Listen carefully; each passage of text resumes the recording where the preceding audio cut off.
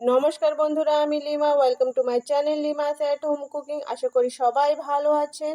আজ আমি আপনাদের জন্য এনেছি একদম দোকানের মতো পারফেক্ট টেস্টি মুচমুচি খাস্তা গজার রেসিপি। খুবই টেস্টি হয়, বানাতে খুবই সহজ।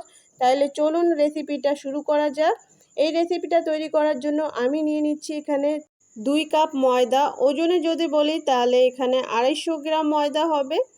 আর তার সাথে 2 চামচ এখানে বেসন দিয়ে দিচ্ছি। বেসনটা দিলে এটা টেস্টটা খুবই ভালো আসে, একদম খাস্তা তৈরি হবে।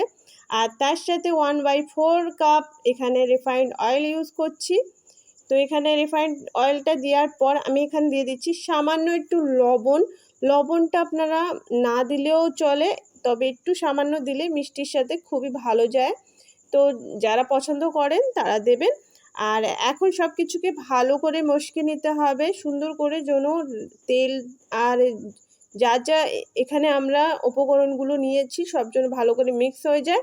তো সুন্দর করে ময়ান দেওয়ার পর দেখুন এইভাবে একটু চেপে দেখবেন, যদি এইভাবে আট বাঁধা শুরু হয় তাহলে এখানে আমাদের এটা কমপ্লিট।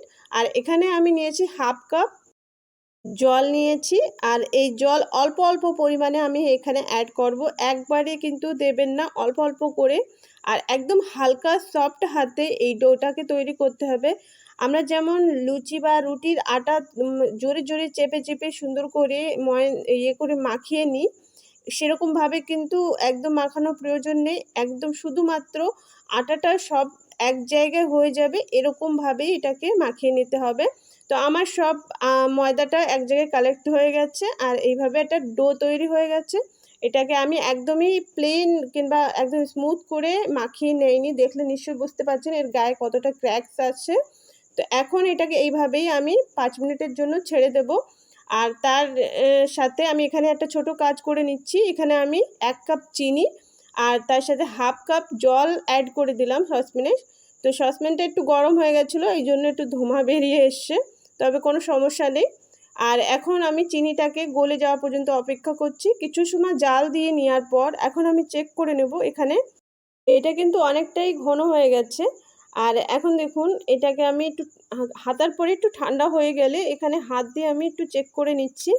একটু চিপচিপ করছে, খুব বেশি কিন্তু তার বা 1 তার 2 তারের কোনো প্রয়োজন নেই। একটু চিপচিপ করবে আর হাতে এরকম একটু আঠা আঠা মতো লাগবে, এইটুকু হলেই আমাদের এটা কমপ্লিট। এখন আমি গ্যাসটাকে বন্ধ করে দেব, এটা সাইডে রেখে দেব। আর এরপর চলে যাচ্ছি আমরা গজা তৈরি করার প্রসেসে। তো এখানে আমি ময়দাটাকে 5 মিনিটের জন্য যে রেস্টে দিয়েছিলাম সেটাকে এখন তুলে নেব। তো এখন আমি এখান থেকে তুলে নিচ্ছি আর নিয়ে যাচ্ছি ডাইরেক্ট তৈরি করার প্রসেসে। তো এখানে দেখুন আমি এটাকে নিয়ে চলে এসেছি, যেটার পরে আমি এটাকে কাটবো।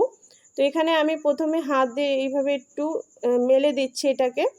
এরপর এটাকে হালকা হাতে এইভাবে একটু বড় করে নেব বেলে। তো খুবই হালকা হাতে এটাকে বড় করবেন, খুব যেন চেপে এটাকে বেলবেন না।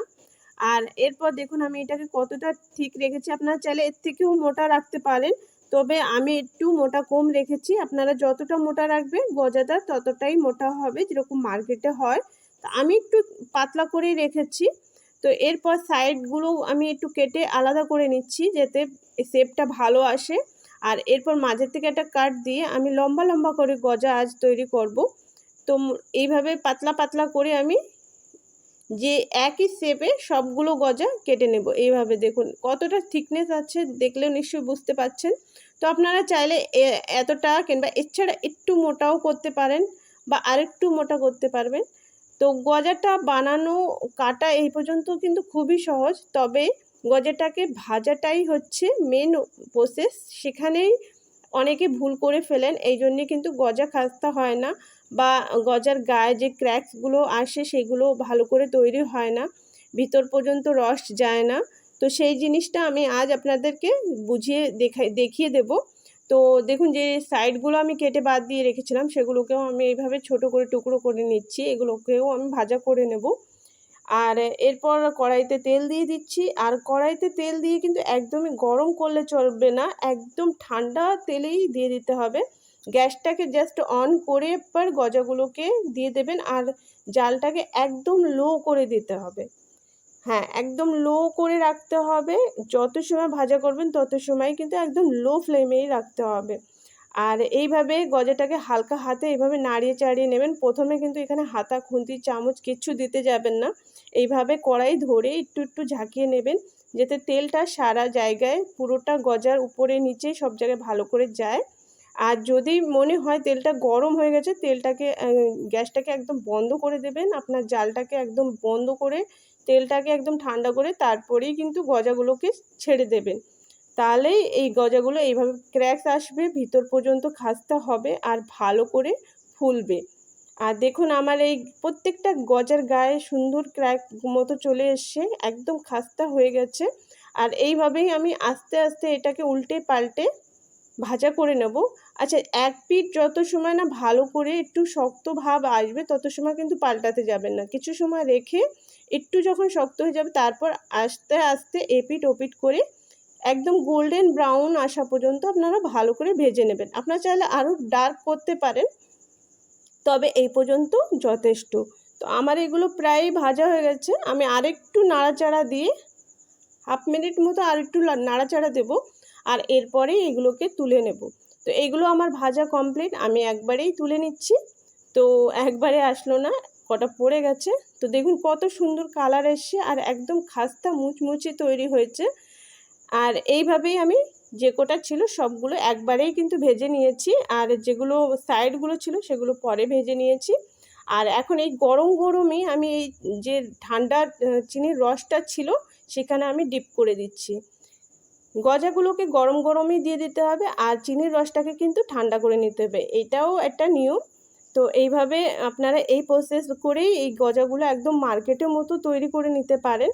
তো আমার গজা একটু পাতলা আছে, আপনারা চাইলে একটু মোটা রাখতে পারেন, তাহলে দেখবেন একদম মার্কেটের মতো শেপ দেখা যাবে।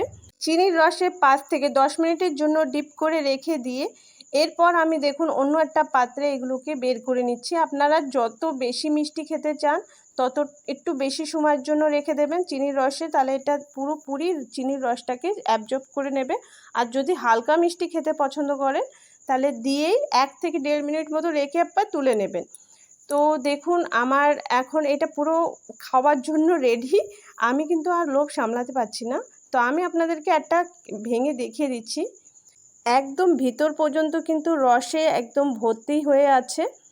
তো আজকের রেসিপি আপনাদের কেমন লাগলো আমাকে অবশ্যই কমেন্টে জানাবেন। ভালো লাগলে লাইক করে দেবেন, আর আমার চ্যানেলকে সাপোর্ট করতে, চ্যানেলকে সাবস্ক্রাইব করতে একদম ভুলবেন না। আজকে এই পর্যন্ত, আবার চলে আসবো নতুন একটা রেসিপির সাথে। ধন্যবাদ।